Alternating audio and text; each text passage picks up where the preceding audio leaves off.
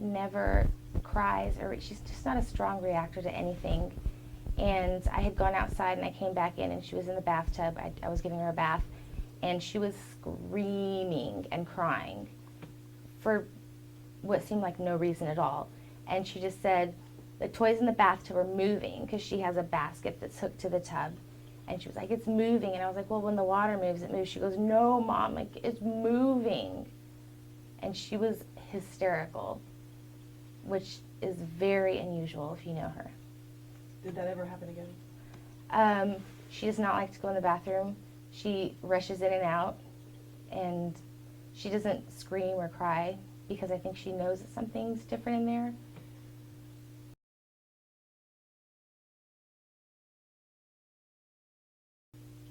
So in your house, it seems like things are happening more in one area.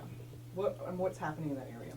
My daughter's bedroom, it has a funny smell that I cannot get rid of to save my life. And it's freezing cold in that room. You open the door and just a rush of cold air hits you right when you open the door. And Kirsten does not like to be in her room. And her friends don't like to be in her room. When her friends come over, they'll tell me, Kirsten's mom, something's in Kirsten's room. Somebody's in there. And I'm like, what do you mean somebody's in there? And they can never really answer. They're just like, I don't know, somebody's in there.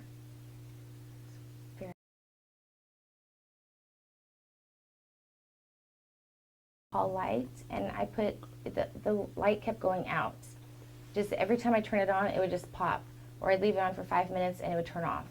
And so I got these special light bulbs, the low energy ones that are supposed to last 9 years or so, and that also went out within a day at least.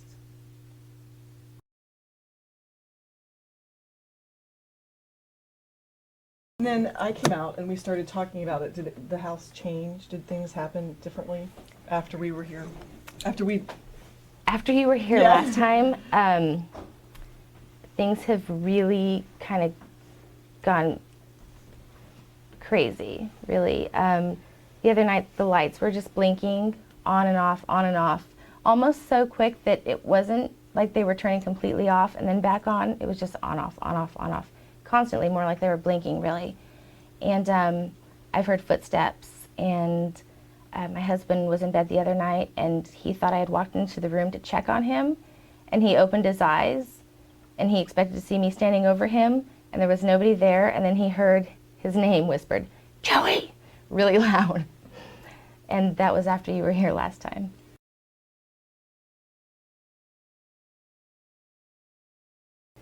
And then I kept hearing things, and I finally was able to fall asleep.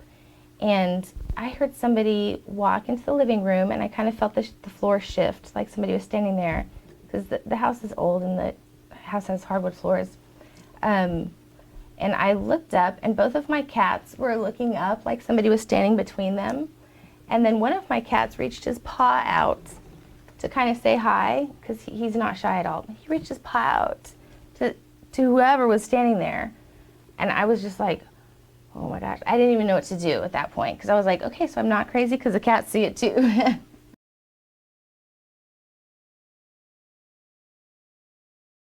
Okay. When you were here last time, we had heard some clicking, and all of a sudden my dog, who never growls, she's the sweetest dog ever.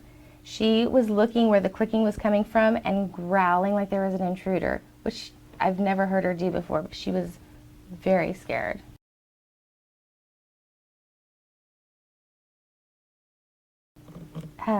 During Christmas break, I had a babysitter for my daughter because she was out of school. And my babysitter, her primary language is Spanish. And the housekeepers came, and there are 4 of them, and they all speak Spanish as well. And they didn't know Evelyn. But when I got home, Evelyn told me, yeah, the maids were standing at your bedroom door saying, look, the bed is breathing, it's moving. And they were all standing there watching my bed move. It was like breathing. Evelyn was totally creeped out. She hates being in this house alone.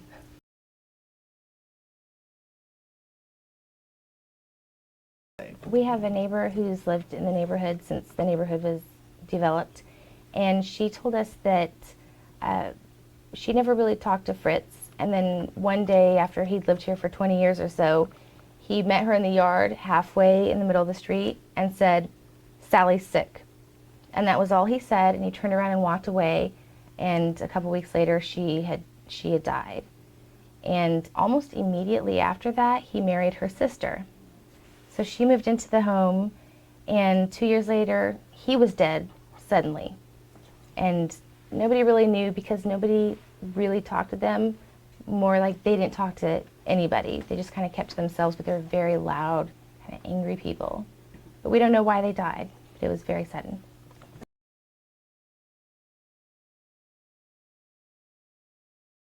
I actually really love living here, and this is my home, and it's my daughter's home, and oddly, I feel safe here because I feel like if there was an intruder to come in, that the ghost would take care of it.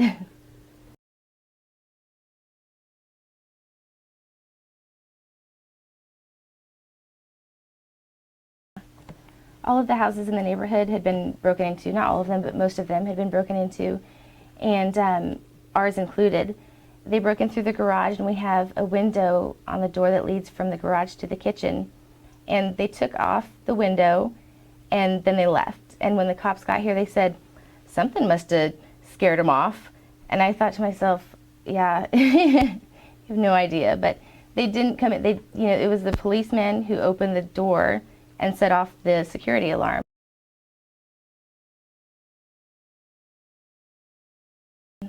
I think that until you actually experience it, you really can't judge. And I know that there's a lot of spectacle people out there, but when you die, your energy has to go somewhere. And sometimes it goes to the other side, and I think sometimes it stays.